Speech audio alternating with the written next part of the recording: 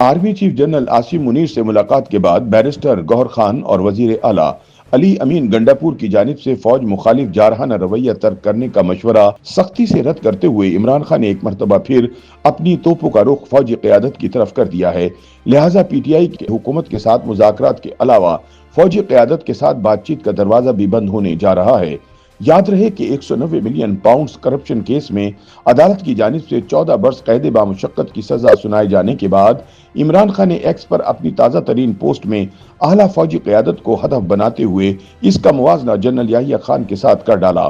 سیاسی تجزیہ کاروں کا کہنا ہے کہ عمران خان کے اس عمل سے پی ٹی آئی کی حکومت اور اسٹیبلشمنٹ سے جاری مذاکرات اب بند گلی میں داخل ہو گئے ہیں، جن کے آگے بڑھنے کا کوئی امکان دکھائی نہیں دیتا۔ سینئر صحافی انصار عباسی کا کہنا ہے کہ عمران خان نے ایک بار پھر اپنے سوشل میڈیا اکاؤنٹ پر بالواسطہ جنرل آصم منیر کو تنقید کا نشانہ بناتے ہوئے ان کا موازنہ پاکستان توڑنے والے جنرل یحییٰ خان سے کیا ہے۔ ایک سینئر پی ٹی آئی رہنما نے نام ظاہر نہ کرنے کی شرط پر انصار عباسی سے گفتگو میں افسوس کا اظہار کیا۔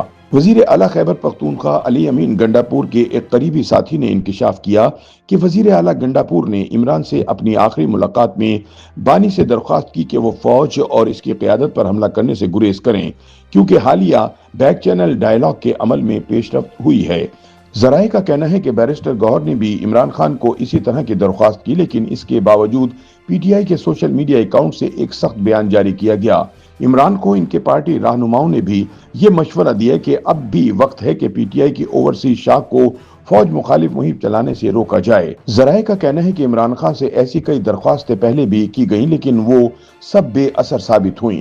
گنڈاپور اور گوہر خان نے حال ہی میں پشاور میں army chief general Asim Munir سے ملاقات کی تھی۔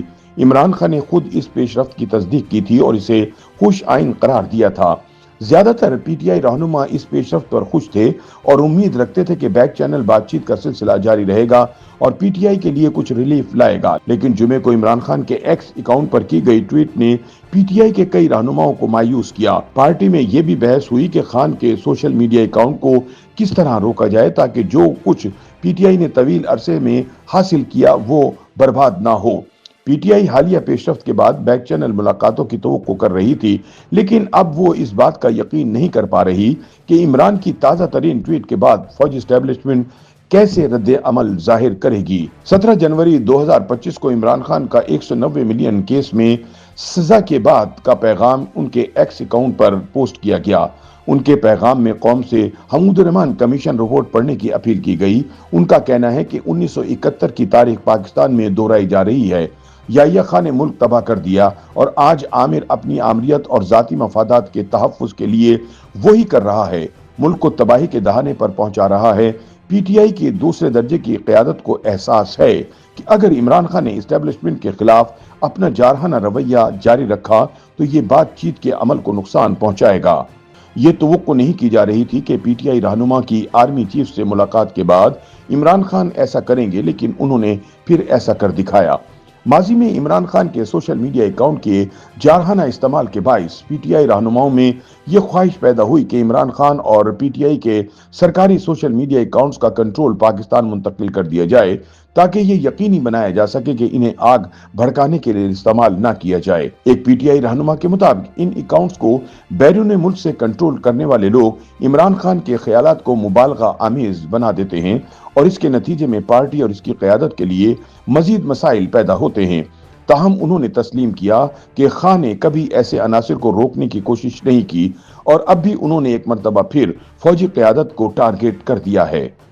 YouTube پر گوگلی نیوز دیکھنے کے لیے youtube.com کی سرچ بار میں googly news T V type کریں۔ گوگلی نیوز کے پیج پر سرخ رنگ کے سبسکرپشن والے بٹن پر کلک کرنا نہ بھولیے۔ YouTube پیج پر اپلوڈ ہونے والی ویڈیوز سے باخبر رہنے کے لیے بیل آئیکن پر کلک کیجیے۔ آپ کو ہر نئی ویڈیو کے بارے میں نوٹیفیکیشن موصول ہو جائے گا۔